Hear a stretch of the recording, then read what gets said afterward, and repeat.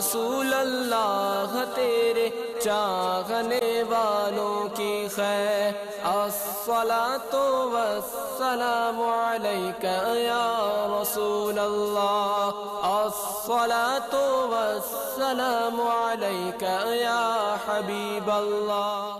الحمدللہ رب العالمین والصلاة والسلام علی سید الانبیاء والمرسلین، اما بعد فاعوذ باللہ من الشیطان الرجیم، بسم اللہ الرحمن الرحیم۔ الصلاة والسلام علیک یا رسول اللہ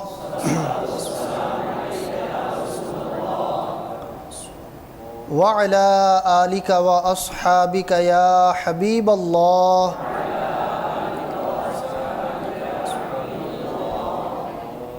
الصلاۃ والسلام علیک یا نبی اللہ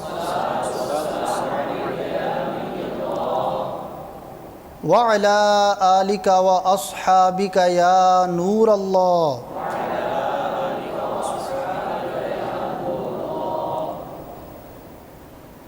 پیارے آقا صلی اللہ تعالی علیہ وسلم نے ارشاد فرمایا، مجھ پر درود شریف پڑھو، اللہ تعالیٰ تم پر رحمت بھیجے گا۔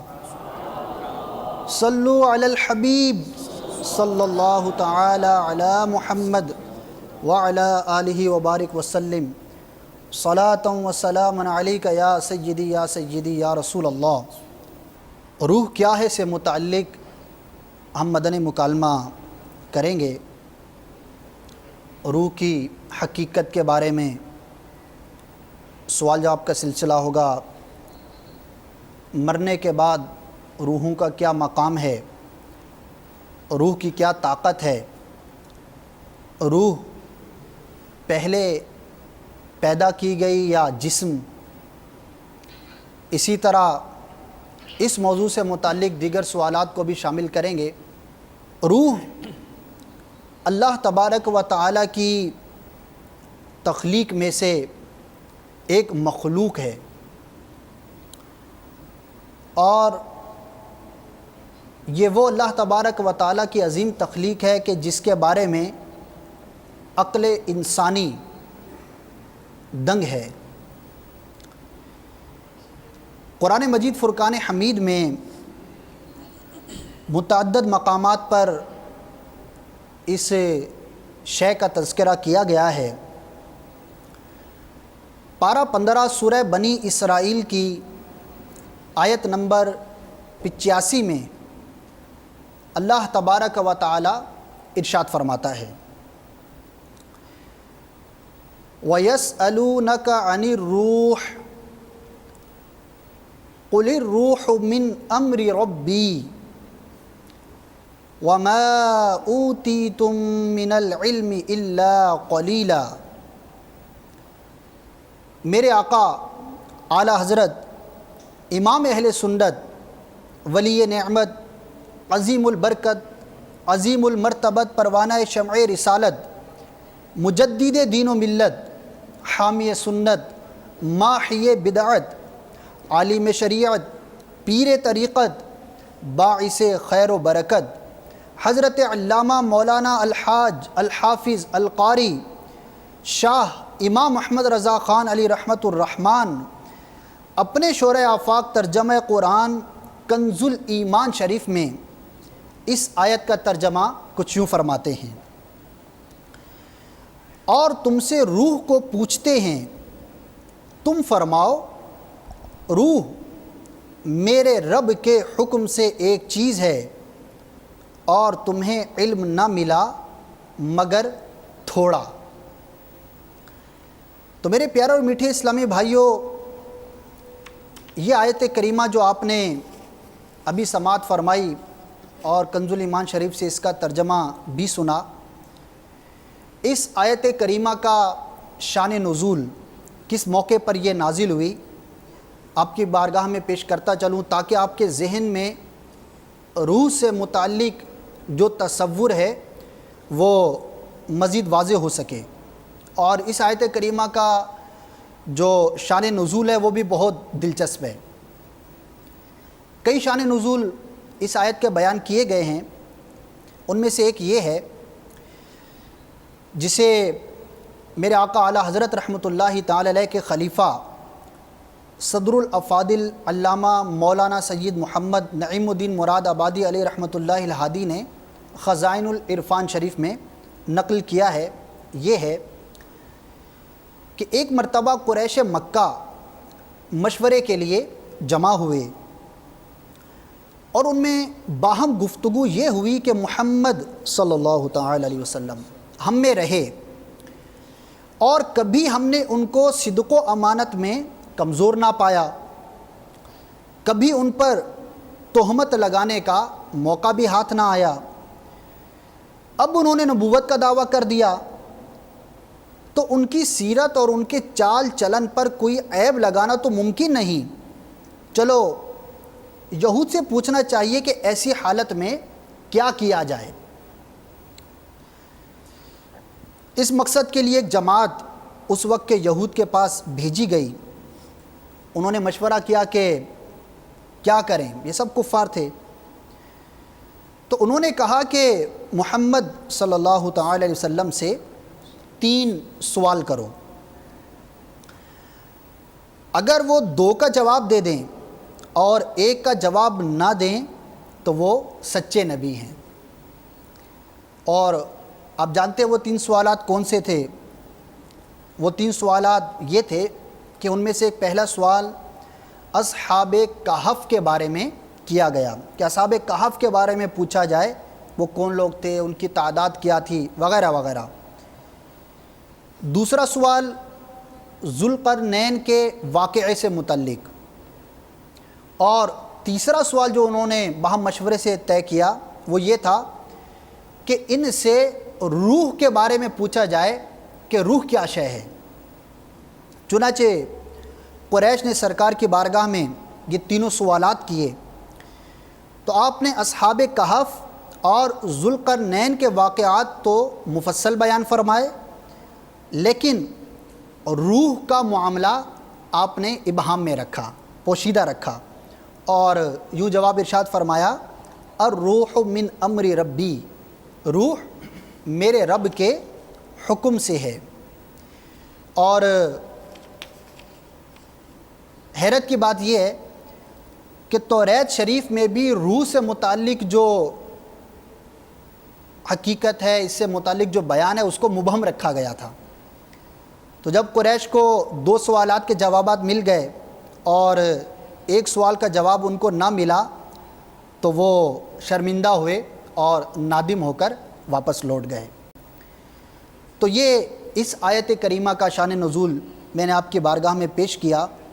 اس سے پتہ چلا، مفسرین کرام نے بھی لکھا کہ روح کا معاملہ یعنی روح کی حقیقت کیا ہے، اسے اللہ تبارک و تعالی نے عام مخلوق سے پوشیدہ رکھا ہے، اس کی حقیقت کو عام لوگ نہیں جان سکتے۔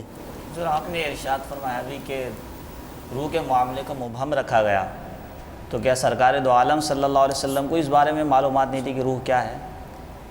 نہیں، ایسا نہیں ہے، بلکہ دیکھیے بعض اوقات بعض چیزیں بعض افراد سے پوشیدہ رکھی جاتی ہیں اور بعض کو بتائی جاتی ہیں۔ آپ کے بھی کئی قریبی لوگ ہوں گے، ہر بات ہر ایک کو نہیں بتائی جاتی، اور جو بھی عاقل ہے وہ اس بات کو سمجھتا ہے کہ ہر شخص کی سمجھنے کی صلاحیت مختلف ہوتی ہے، ہر ایک کو ہر بات نہیں بتائی جاتی، کچھ راز کی باتیں ہوتی ہیں جو اپنوں کو بتائی جاتی ہیں۔ تو اسی طرح سے اللہ تبارک و تعالیٰ نے بھی بعض علوم عام مخلوق سے ان کو پوشیدہ فرمایا، لیکن اپنے خاص بندوں کو ان علوم کا علم عطا فرمایا۔ تو سرکار علیہ الصلاۃ والسلام نے جو ان کو جواب ارشاد فرمایا وہ مبہم ارشاد فرمایا کہ ان کو حقیقت بتانے کی نہیں، اور نہ ہی ان کی عقلیں اس تک رسائی رکھتی ہیں۔ تو اس طرح کا جواب ارشاد فرمایا کہ اللہ تبارک و تعالیٰ کے حکم سے ایک شے ہے، لیکن علماء نے اسی مقام پر اس بات کی وضاحت فرمائی ہے، جیسا کہ آپ نے سوال بھی فرمایا، اور ہو سکتا ہے کہ مدنی چینل کے ناظرین میں سے بھی کسی کے ذہن میں سوال پیدا ہو کہ کیا سرکار کو بھی روح کی حقیقت کا علم نہیں تھا؟ تو ایسا نہیں ہے، بلکہ سرکار علیہ الصلاۃ والسلام کو تو اللہ تبارک و تعالیٰ نے اپنی رحمت سے، اپنے کرم سے غیب کے خزانے عطا فرمائے ہیں۔ اس مقام پر 2 اقوال مفسرین کرام کی میں آپ کی بارگاہ میں پیش کروں گا، جن میں سے ایک بہت ہی بڑے مفسر حضرت امام فخر الدین رازی رحمۃ اللہ تعالی علیہ نے یہ قول نقل فرمایا. بہت ہی پیارا قول ہے، انشاءاللہ آپ سنیں گے تو آپ کا دل جھوم اٹھے گا. کتنے پیارے انداز پر انہوں نے سرکار کی شان بیان فرمائی. آپ فرماتے ہیں انہ تعالی قال فی حقہ الرحمن علم القرآن. امام راضی فرماتے ہیں کہ سرکار کی شان تو یہ ہے، یہ وہ ہستی ہیں کہ جن کے بارے میں اللہ تبارک و تعالیٰ نے ارشاد فرمایا ہے الرحمن علم القرآن. ترجمہ کنز الایمان، رحمان نے اپنے محبوب کو قرآن سکھایا. پھر آگے فرماتے ہیں وَعَلَّمَكَ مَا لَمْ تَكُنْ تَعْلَمْ وَكَانَ فَضْلُ اللَّهِ عَلَيْكَ عَظِيمًا. ترجمہ کنز الایمان، یہ بھی آیت کریمہ ہے. اور تمہیں سکھا دیا جو کچھ تم نہ جانتے تھے، اور اللہ کا تم پر بڑا فضل ہے. مزید آپ فرماتے ہیں وقال، اور اللہ تبارک و تعالیٰ نے ارشاد فرمایا وَقُلْ رَبِّ زِدْنِي عِلْمًا. ترجمہ کنز الایمان، اور عرض کرو اے میرے رب عز و جل مجھے علم زیادہ دے. یہ 3 آیتیں امام فخر الدین رازی نے نقل فرمائیں. اب یہ آیتیں نقل فرمائیں کہ اللہ تبارک و تعالیٰ نے سرکار کی شان میں یہ آیات نازل فرمائیں. اور پھر قرآن کے بارے میں کیا فرمایا وقال فی صفت القرآن. اور اللہ تبارک و تعالیٰ نے تو قرآن کے بارے میں یہ ارشاد فرمایا ہے وَلَا رَطْبٍ وَلَا يَابِسٍ إِلَّا فِي كِتَابٍ مُبِينٍ. ترجمہ کنز الایمان، اور نہ کوئی تر اور نہ خشک جو ایک روشن کتاب میں لکھا نہ ہو. اللہ تبارک و تعالیٰ نے سرکار کو قرآن کا علم عطا فرمایا، اور قرآن کے بارے میں ہے کہ ہر خشک و تر کا علم قرآن میں ہے. اور سرکار اللہ تبارک و تعالیٰ کی بارگاہ میں یہ عرض کیا کرتے تھے، دعا کیا کرتے تھے اے اللہ تبارک و تعالیٰ، اے میرے رب عز و جل مجھے اشیاء کی حقیقت کے بارے میں علم عطا فرما. اور یہ دعا بعض علماء نے اپنی کتابوں میں لکھی ہے طلباء کے لیے کہ اس طرح سے دعا کیا کریں تو اس سے علم میں اضافہ ہوتا ہے. بہرحال تو امام فخر الدین رازی رحمۃ اللہ تعالی علیہ یہ دلائل لکھنے کے بعد ارشاد فرماتے ہیں فمن کانا ھذا حالہ، کہ جس کی یہ شان ہو، وہ صفت ہو، اور جس کا مقام، جس کی صفات ایسی ہوں، کیف یلیق بہ ان یقول انا لا اعرف هذه المسألہ. تو ارشاد فرماتے ہیں کہ جس کی شان یہ ہو کہ اللہ تبارک و تعالیٰ اس کے بارے میں یہ آیتیں نازل فرمائے، تو اس کے لائق نہیں ہے کہ وہ کسی سوال کے بارے میں کہے کہ میں اس کو نہیں جانتا. ما انہا من المسائل المشہورۃ المذکورۃ بین جمہور الخلق. اور یہ مسئلہ یعنی روح کے متعلق جو سوال ہے، یہ مسئلہ جو ہے یہ تو ان مسائل میں سے ہے جو لوگوں میں عام طور پر مشہور ہیں، پوچھے جاتے ہیں، ان کے بارے میں سوال کیا جاتا ہے. پھر آگے ارشاد فرماتے ہیں بل المختار عندنا انہم سألوہ عن الروح وانہ صلی اللہ تعالی علیہ وسلم اجاب عنہ علی احسن الوجوہ. بلکہ امام فخر الدین رازی فرماتے ہیں کہ ہمارے نزدیک درست بات یہ ہے، مختار بات یہ ہے کہ انہوں نے سرکار سے سوال کیا اور سرکار علیہ الصلاۃ والسلام نے بہت ہی خوبصورت ان کو جواب ارشاد فرمایا. تو دیکھیں کتنی پیاری تفسیر اور شرح بیان فرمائی امام فخر الدین رازی رحمۃ اللہ تعالی علیہ نے کہ سرکار علیہ الصلاۃ والسلام کو اللہ تبارک و تعالیٰ نے روح کے بارے میں جو اس کی حقیقت ہے علم عطا فرمایا. یہی نہیں بلکہ ایک اور بہت ہی مشہور محدث ہیں علامہ بدر الدین عینی رحمۃ اللہ تعالی علیہ، شارح بخاری کے نام سے ان کو اہل علم جانتے ہیں.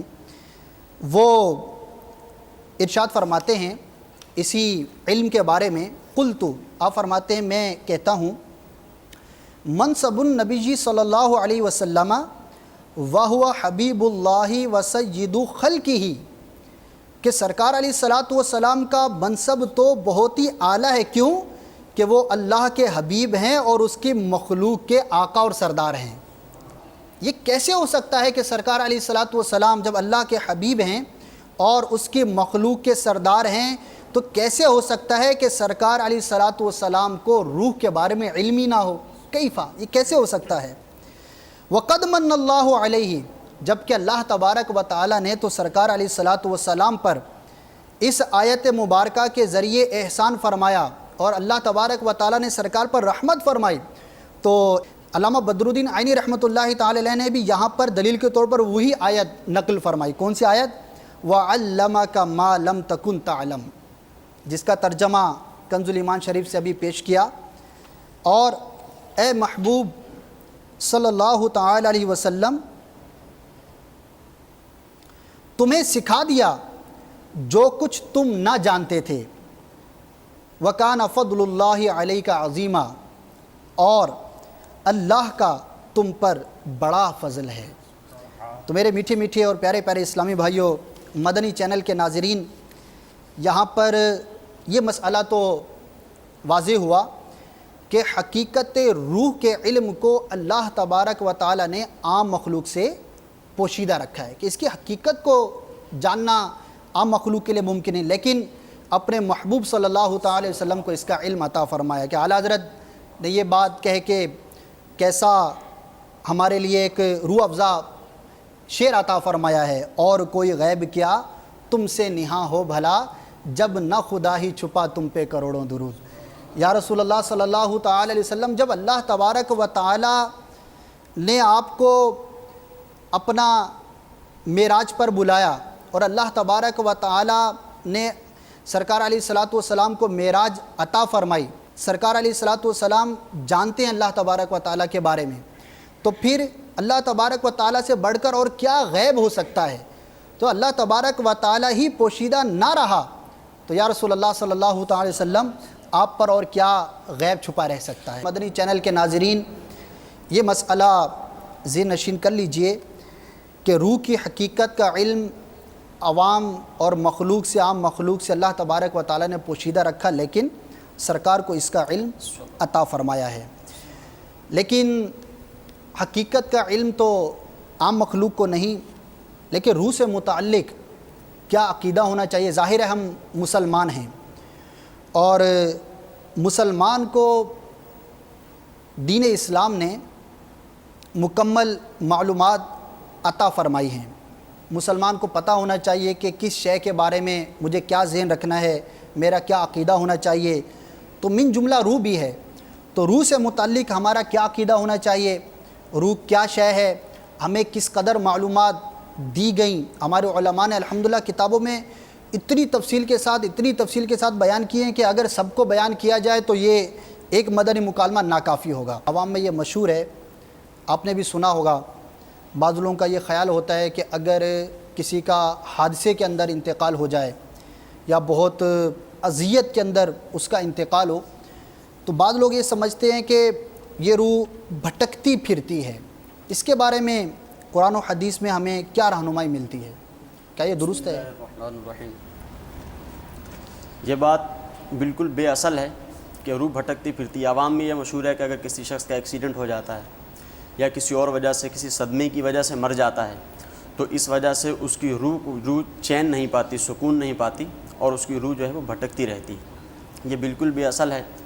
قرآن پاک میں یا حدیث مبارکہ میں اس کو کوئی ثبوت نہیں ملتا، بلکہ سرکار دو عالم صلی اللہ تعالی علیہ وآلہ وسلم کے فرمان میں اس کے برعکس ہمیں معلومات ملتی ہیں۔ وہ یہ ہے کہ اگر کسی شخص کا انتقال ہوتا ہے اور وہ کسی مصیبت کی وجہ سے اس کا انتقال ہو جاتا ہے، کسی پریشانی میں اس کا انتقال ہو جاتا ہے، تو ایسا شخص جب قبر میں پہنچتا ہے یا جب اس کا حشر ہوتا ہے تو تمنا کرتا ہے کہ کاش میری تمام کی تمام جو زندگی تھی وہ اسی طرح گزرتی کہ میں تکالیف اور پریشانیوں میں رہتا۔ سبحان اللہ۔ یہاں تک کہ سرکار دو عالم صلی اللہ تعالی علیہ وآلہ وسلم کی حدیث مبارکہ ہے کہ بعض تکالیف ایسی ہیں کہ جس کی وجہ سے اگر کسی شخص کا انتقال ہوتا ہے تو یہ شخص شہید کے مرتبے پر فائز ہو جاتا ہے۔ سبحان اللہ۔ چنانچہ سرکار دو عالم صلی اللہ تعالی علیہ وسلم ارشاد فرماتے ہیں، جو طاعون کی وجہ سے مر گیا یا ڈوب کر مرا یا پیٹ کی بیماری میں مرا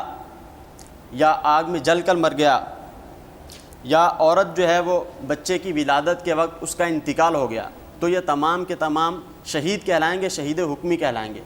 تو اس سے پتہ چلا کہ تکلیف کی وجہ سے یا کسی صدمے کی وجہ سے اگر کسی شخص کا انتقال ہوتا ہے تو اس کی روح بھٹکتی نہیں بلکہ سکون پاتی ہے۔ سبحان اللہ۔ تو میرے مدنی چینل کے ناظرین، الحمدللہ ہمیں کتنی پیاری بات ہمارے اسلامیہ نے بتائی کہ یہ ذہن رکھنا یہ درست نہیں ہے۔ سر یہ روح کے متعلق سوال یہ کرنا ہے کہ جب انسان کا انتقال ہو جاتا ہے تو اس کی روح کہاں چلی جاتی ہے، اور وہ قبر میں دفنا دیا جاتا ہے تو وہ روح اس کے اندر واپس کہاں سے آ جاتی ہے؟ میرا نام مدنی رضا اتاری ہے اور میں 63 ٹاؤن کراچی سے بات کر رہا ہوں۔ میرا سوال یہ ہے کہ مرنے کے بعد روح جو ہے وہ کہاں جاتی ہے، اور ایک گناہ گار مسلمان اور ایک نیک مسلمان کی روح کے ساتھ کیا معاملہ پیش آتا ہے؟ برائے کرم اس کا جواب دے دیجیے، جزاک اللہ۔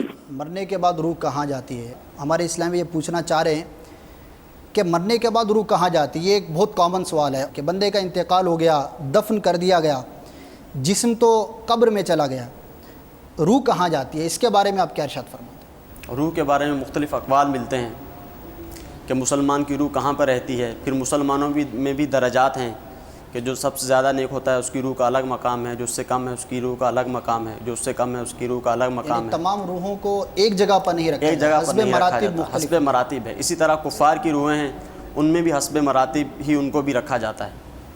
تو جو نیک مسلمان ہوتے ہیں ان کی روحوں کو 7ویں آسمان کے اوپر کندیلوں میں رکھا جاتا ہے، عرش کے سائے میں وہ لٹک رہی ہوتی ہیں۔ اس کے علاوہ جو دوسرے مسلمان ہوتے ہیں، کسی کی روح 7ویں آسمان پر، کسی کی 6 پر، کسی کی 5ویں پر، اسی طرح حسب مراتب ان کی روحیں ہوتی ہیں۔ اور بعض مسلمان جو گناہ گار ہوتے ہیں ان کی روحیں زمین و آسمان کے درمیان معلق رہتی ہیں۔ بعض مسلمانوں کی روحیں ان کی قبر پر ہی رہتی ہیں۔ اسی طرح جو کفار کی روحیں ہیں، یہ بھی یاد رہے کہ مسلمان کی روح جو ہے اگرچہ وہ کسی بھی مقام پر رہتی ہے مگر اس کو ہر جگہ پر آنے جانے کی اجازت ہوتی ہے، یعنی آزاد ہوتی ہے، آزاد ہوتی ہے، مقید نہیں ہوتی۔ جہاں چاہتی ہے مسلمان کی روح جہاں چاہے جا سکتی ہے۔ جبکہ کفار کی روحوں کا معاملہ یہ ہے کہ کفار کی روحیں بھی حسب مراتب ہیں۔ کفار کی روحیں جو ہے سب سے جو نچلا درجہ ہے زمین کا، یعنی 7واں درجہ، اس کے بھی نیچے ایک چٹان ہے، اس مقام کو سجین کہا جاتا ہے۔ کفار کی روحیں وہاں ہوتی ہیں، پھر 7ویں زمین پر، پھر 6 پر، اس طرح حسب مراتب کفار کی روحیں بھی ہوتی ہیں۔ مگر کفار کی روحیں جس مقام پر موجود ہیں وہاں مقید ہیں، کسی جگہ پر بھی حرکت نہیں کر سکتی۔ سرکار دو عالم صلی اللہ تعالیٰ علیہ وآلہ وسلم نے ارشاد فرمایا کہ دنیا جو ہے وہ مومن کے لیے قید خانہ اور کافر کے لیے جو ہے وہ جنت ہے۔ تو جب مسلمان کی روح نکلتی ہے، اس سے آزاد ہو جاتی ہے، تو پھر جہاں چاہتی ہے مسلمان کی روح جو ہے وہ سیر کرتی ہے۔ سبحان اللہ، کتنی پیاری بات ہمیں پتہ چلی کہ آج جو دنیا کے اندر مسلمانوں پر تکالیف آتی ہیں، بعض اوقات کفار کو دیکھ کر، ان کی آسائشوں کو دیکھ کر، ان کی ترقیوں کو دیکھ کر جو ہے وہ غم زدہ ہوتے ہیں اور اپنے آپ کو احساس کمتری میں مبتلا کر لیتے ہیں، تو ایسا نہیں ہونا چاہیے، بلکہ مرتے ہی مومن کے لیے مقام روح ہی سے الحمدللہ اعزازات عطا کیے جاتے ہیں۔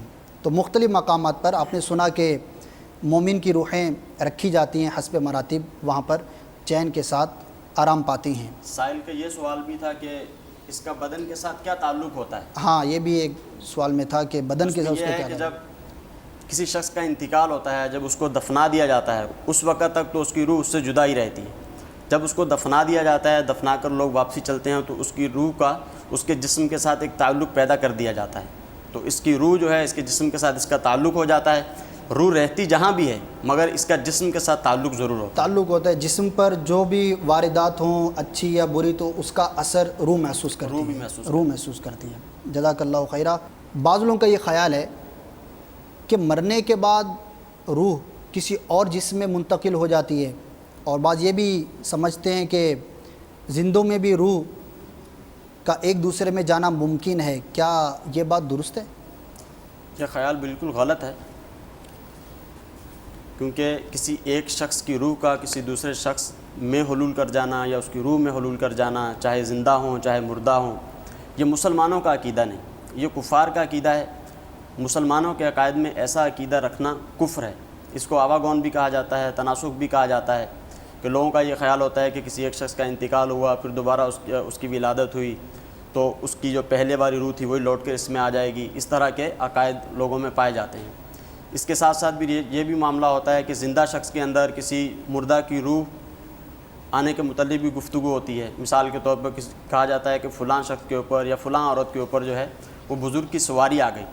اس سے مراد یہی ہوتی ہے کہ وہ بزرگ کی روح اس شخص کے اوپر آ گئی یا اس عورت کے اوپر آ گئی. اس کی آواز کے غلط اندر عقیدہ ہے. گفتگو کرنا وغیرہ. اس کی آواز کے اندر وہ گفتگو کرتا ہے اور آ کر کہتا ہے کہ میں فلاں بزرگ ہوں, میں غوث اعظم ہوں, میں خواجہ صاحب ہوں, اس طرح کی آ کے وہ گفتگو کرتا ہے. تو یہ سب کے سب باطل عقیدے ہیں اور شریعت اسلام اس کو کفر قرار دیتی ہے. یعنی حلول کا عقیدہ یہ کفر ہے. میرے میٹھے اور پیارے اسلامی, دیکھا آپ نے کہ یہ لا علمی کی وجہ سے معاذ اللہ معاملہ کہاں تک جا پہنچ سکتا ہے کہ اگر ہم نے کوئی غلط عقیدہ رکھ لیا تو حد کفر تک بھی پہنچ سکتا ہے. تو اسی لیے ہمیں چاہیے کہ اچھے ماحول سے وابستہ رہیں, علماء کے ساتھ اٹھنا بیٹھنا ہمارا ضرور ہونا چاہیے. آج جو ہم باتیں سیکھ رہے ہیں یہ کوئی باتیں نئی نہیں ہیں. الحمدللہ جس کتاب کا آپ نے تذکرہ کیا مشہور کتاب ہے, اسی طرح اور بھی بزرگوں نے کتابیں لکھی ہیں, آپ نے مسائل بیان فرمائے, بہار شریعت کے اندر بھی یہ موجود ہیں. اب بات یہ ہے کہ پڑھے کون, سیکھے کون. علماء کے ساتھ اٹھنا بیٹھنا, مدنی قافلوں میں سفر کرنا, نیک لوگوں کی صحبت اختیار کرنا, یہ بس اللہ کرے کہ ہمیں نصیب ہو جائے. اللہ تبارک و تعالیٰ کی شان کہ دنیا کے اندر ہم جو آپس میں انسیت رکھتے ہیں, ایک دوسرے کے ساتھ محبت رکھتے ہیں, تو اس میں بھی روح کا تعلق ہوتا ہے. بلکہ علماء نے اپنی کتابوں میں یہ بات لکھی ہے کہ جس طرح کی روح سے انسیت ہوتی ہے تو دنیا میں وہ شخص اس کے ساتھ دوستی کرتا ہے. اور آپ نے بھی یہ دیکھا ہوگا کہ نیک آدمی ہمیشہ نیک آدمی کی طرف مائل ہوگا. چینل ٹی وی پر 20 آتے ہیں, لیکن کسی کو مدنی چینل پر بریک لگ جاتا ہوگا تو اس کی انسیت ہے کہ یہ امام ہے اور یہ الحمدللہ سنت کے مطابق سر پر چادر اور یہ مدینہ مدینہ اور درود پاک, مطلب اس کی ایک قلبی کیفیت ہوتی ہے, مائل ہوتا ہے وہ. اس سے متعلق بہت ہی دلچسپ اور پیاری روایت آپ کو پیش کروں کہ جب مکہ شریف سے مدینہ شریف ہجرت ہوئی تو کتابوں میں لکھا ہے ایک قریش میں عورت تھی اور اس کی یہ ایک صفت تھی کہ وہ عورتوں کو ہنسایا کرتی تھی. جب ہجرت ہو گئی, سرکار علیہ الصلاۃ والسلام بھی مدینہ شریف تشریف لائے, تو آپ نے حضرت عائشہ صدیقہ رضی اللہ تعالی عنہا سے پوچھا, اے عائشہ کیا تمہارے پاس فلاں عورت آئی ہے, یعنی وہ بھی ہجرت کر کے آئی ہے تمہارے پاس؟ تو حضرت عائشہ صدیقہ رضی اللہ تعالی عنہا نے عرض کی, یا رسول اللہ صلی اللہ تعالی علیہ وسلم, جی ہاں وہ بھی آئی ہے. تو سرکار نے سوال کیا کہ وہ ٹھہری کہاں ہے, کس کے پاس رکی ہوئی ہے؟ ظاہر ہے مہاجرین تھے تو وہ کسی نہ کسی کے ہاں ان کے ٹھہرنے کا سلسلہ تھا. تو جب سرکار نے یہ سوال کیا تو ام المومنین حضرت سیداتنا عائشہ صدیقہ رضی اللہ تعالی عنہا نے پتہ کیا جواب دیا؟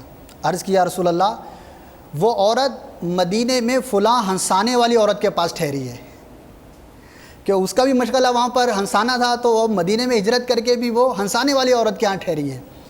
تو سرکار علیہ الصلاۃ والسلام نے جو آگے ارشاد فرمایا, اس کے الفاظ جو کتاب میں نے پڑھے, ارشاد فرمایا الحمدللہ روحوں کا بھی ایک لشکر ہے, جن کا تعارف ہوتا ہے وہ مل جاتی ہیں اور جن کا تعارف نہیں ہوتا وہ نہیں ملتی. تو اس سے پتہ چلا کہ اچھی روح, جس کی روح پاکیزہ ہوگی, اچھی ہوگی, اس کا میلان بھی اچھوں کی طرف ہوگا, اور جس کی روح اچھی نہ ہوگی اس کا میلان بھی بروں کی طرف ہوگا. تو اللہ تعالیٰ سے یہ ہمیں دعا بھی کرنی چاہیے کہ اللہ تبارک و تعالیٰ ہماری روح کو پاکیزگی عطا فرمائے. اے کاش کہ ہماری روح کو ایسا اللہ تبارک و تعالیٰ کا کرم رحمت نصیب ہو کہ ہم بھی اچھوں کی طرف مائل ہوں, مدنی قافلوں میں سفر کریں, مدنی انعامات پر عمل کریں, نیکوں کی صحبت اختیار کریں, اللہ تبارک و تعالیٰ کی بارگاہ میں دعا کیا کریں, یا اللہ عز و جل میں حقیر ہوں, میں اپنے اوپر بھی جو ہے وہ قابو نہیں پاتا, نفس و شیطان کے ہاتھ مغلوب ہو جاتا ہوں, تو میری روح کو ایسا جذبہ اور ایسی پاکیزگی عطا فرما کہ میرا میلان بھی نیک لوگوں کی طرف ہو جائے. تو اس حکایت سے پتہ چلا کہ یہ بھی ایک روحوں کا تعلق ہے. میرا نام محمد رضوان اتاری ہے, میں کراچی سے بات کر رہا ہوں. میرا سوال یہ ہے کہ روح انسان جب مر جاتا ہے تو اس کے اوپر عذاب کیا جاتا ہے یا اس کی روح کے اوپر عذاب کیا جاتا ہے؟ سوال یہ کیا گیا کہ مرنے کے بعد جو عذاب ہوتا ہے، جو باز پرس ہوتی ہے، وہ روح پر ہوتا ہے یا جسم پر ہوتا ہے؟ دیکھیں، مرنے کے بعد جو عذاب ہے وہ دو مقامات پہ ہے. جو گناہ گار شخص ہے، جو کافر ہے، اس کے لیے عذاب دو مقامات پر ہے. ایک تو قبر کے اندر اور ایک جہنم میں حشر کے بعد. تو قبر کے اندر جو عذاب ہے، جب مردے کو قبر کے اندر دفنا دیا جاتا ہے، جب فرشتے اس سے سوالات کرتے ہیں، سوالات جب کرتے ہیں تو اس کی روح جو ہے اس میں لوٹائی جاتی ہے.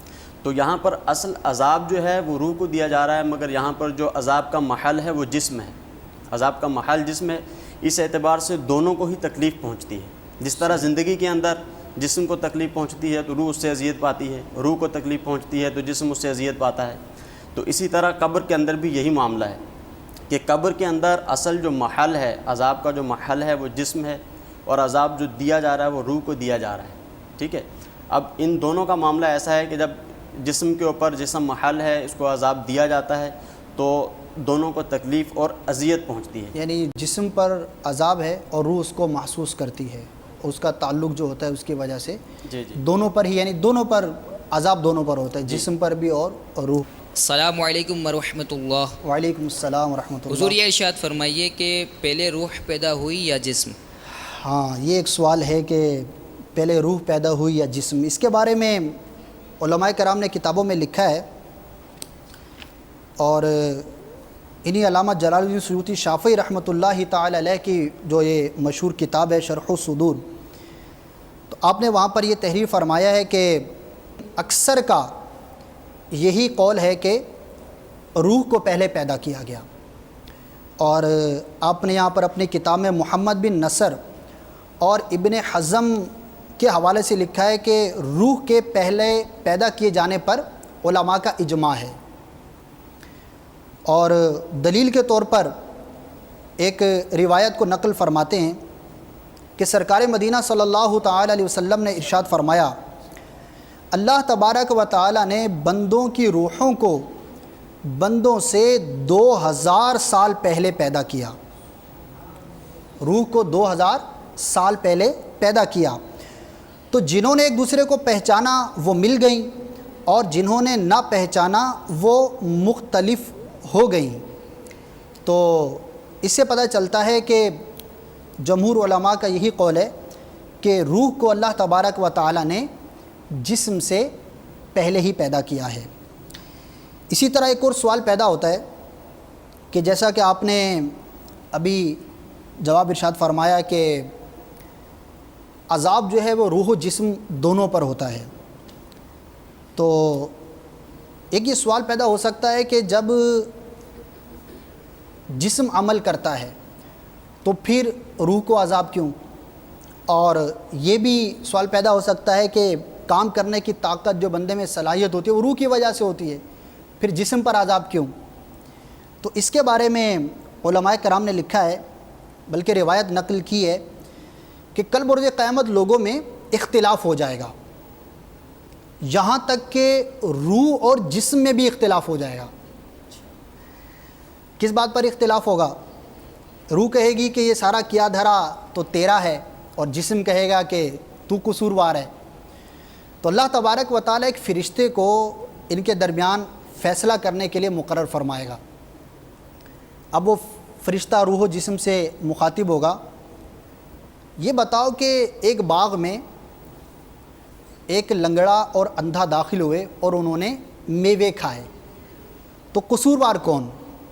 روایت کے اندر چونکہ اس کو مختصر الفاظ میں بیان کیا ہے تو میں آپ کو اس کی کچھ وضاحت کروں کہ یہ لنگڑے اور اندھے کی کیا حکایت ہے. اصل میں یہ حکایت یوں ہے کہ ایک باغ کے کنارے پر ایک اندھا شخص موجود تھا. وہ باغ کے اندر میوے کھانا چاہتا تھا، لیکن ظاہر اندھا ہے، کیسے داخل ہوگا؟ اتنے میں ایک لنگڑا بھی وہاں پر پہنچا، وہ بھی میوے کھانا چاہتا تھا، لیکن لنگڑا ہے چل کے کیسے جائے؟ تو باہم یہ مشورے سے طے پایا کہ جو لنگڑا ہے وہ اندھے کے کندھے پر سوار ہو جائے. اب اندھے کو وہ راستہ بتا رہا ہے اور وہ میوے تک پہنچے، انہوں نے میوے کھائے. اتنے میں باغ کا مالک آیا اور اس نے دونوں کو پکڑ لیا. تو اب قصور کس کا؟ جرم میں تو دونوں شامل ہیں، لیکن مکمل طور پر دونوں نہیں، جزوی طور پر دونوں شامل ہیں. تو فرشتہ جب اندھے اور لنگڑے کی حکایت کے بارے میں پوچھتا ہے تو روح جسم کہتی ہے کہ دونوں ہی قصوروار ہیں.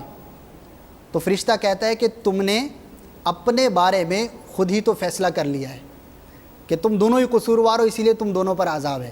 یہ جو میں نے آپ کو حکایت بیان کی اندھے اور لنگڑے والی، یہ حکایت میرے آقا نعمت امام اہل سنت کے ملفوظات شریف میں بھی لکھی ہوئی ہے. آپ بھی زیارت کر لیجئے. اور یہ بہت ہی پیاری کتاب ہے جس میں امام اہل سنت رحمۃ اللہ تعالی علیہ سے مختلف موضوعات پر سوالات کیے گئے ہیں. یہ بھی ایک بات مشہور ہے، لوگوں کے درمیان سنتے بھی ہیں کہ نیند جو ہے یہ ایک قسم کی موت ہے. تو سوتے وقت جو روح ہے اس کا جسم سے کیا تعلق ہوتا ہے؟ ایسا ہی ہے کہ سوتے وقت جو ہے وہ روح جسم سے نکل جاتی ہے. اللہ جل مجدہ قرآن مجید فرقان حمید میں ارشاد فرماتا ہے هو الذی یتوفاکم باللیل ویعلم ما جرحتم بالنہار ثم یبعثکم فیہ. امام اہل سنت مجدد دین و ملت شاہ امام احمد رضا خان علیہ رحمۃ الرحمن اپنے شہرۂ آفاق ترجمہ قرآن کنز الایمان میں اس کا ترجمہ کچھ یوں فرماتے ہیں، وہی ہے جو رات کو تمہاری روحیں قبض کرتا ہے، جانتا ہے جو کچھ دن میں کماؤ، پھر تمہیں دن میں اٹھاتا ہے. تو اس سے مراد یہ ہے کہ جب آدمی سو جاتا ہے تو اس میں ایک قسم کی روح ہوتی ہے، اس کی روح کو جو ہے نکال لیا جاتا ہے. جب بیدار ہوتا ہے تو پھر دوبارہ اس کی روح کو واپس لوٹا دیا جاتا ہے. یہ کیا وہی روح ہے کہ جس کے نکلنے سے بندے کا جو ہے وہ انتقال ہو جاتا ہے، موت واقع ہو جاتی ہے، جبکہ ہم دیکھتے ہیں کہ نیند کے بعد جب بیدار ہوتے ہیں تو پھر زندہ ہوتا ہے اور سوتے وقت بھی اس کی سانس جو ہے وہ جاری ہوتی ہے؟ ایسا نہیں ہے، ان دونوں روحوں میں فرق ہے. جب آدمی سو رہا ہوتا ہے، جب اس کی روح کو نکالا جاتا ہے تو یہ اس کی بیداری کی روح ہوتی ہے. تو جب اس کی روح واپس لوٹتی ہے تو یہ بیدار ہو جاتا ہے، اٹھ کے بیٹھ جاتا ہے، اپنے کام کاج میں لگ جاتا ہے. جبکہ جو دوسری قسم کی روح ہے وہ زندگی کی روح ہے کہ جب وہ روح آدمی کے اندر موجود ہوتی ہے تو آدمی زندہ رہتا ہے، جب یہ روح نکال لی جاتی ہے تو آدمی کا انتقال ہو جاتا ہے. یعنی دونوں یہاں روحوں میں پر فرق ہے. علماء نے فرق کیا ہے روحوں کے اندر، لیکن یہ ہے کہ روح جو ہے سوتے وقت نکال لی جاتی ہے. بندہ مر گیا، فوت ہو گیا، قبر میں چلا گیا، اس کے اعمال کا سلسلہ منقطع ہو گیا، سوال جواب کا سلسلہ ہوا، جزا و سزا کا اب وقت ہے. یہ ارشاد فرمائیے کہ کیا جو زندہ لوگ ہیں کوئی ایسا عمل کر سکتے ہیں یا کوئی ایسا نیک عمل کریں تو اس کے ذریعے جو فوت شدہ ہے اس کی روح کو فائدہ پہنچے؟ تو اللہ تبارک و تعالی ہمیں بھی اس کی بارگاہ میں عجز و انکساری نصیب فرمائے. تو یہ روح جو ہے اللہ تبارک و تعالیٰ کے خزانوں میں سے ایک عظیم خزانہ ہے. ایک عام مسلمان کی روح کی طاقت ہے جو نیک ہے، پرہیزگار ہے، مومن ہے، اللہ تبارک و تعالیٰ کا عبادت گزار ہے. اس کی روح کو اللہ تبارک و تعالیٰ نے کیسے تصرفات عطا فرمائے ہوں گے. پھر آگے بڑھیے تو اولیاء کرام کی ارواح، سبحان اللہ، ہم یہاں سے پکارتے ہیں تو اولیاء کرام مدد کو آتے ہیں.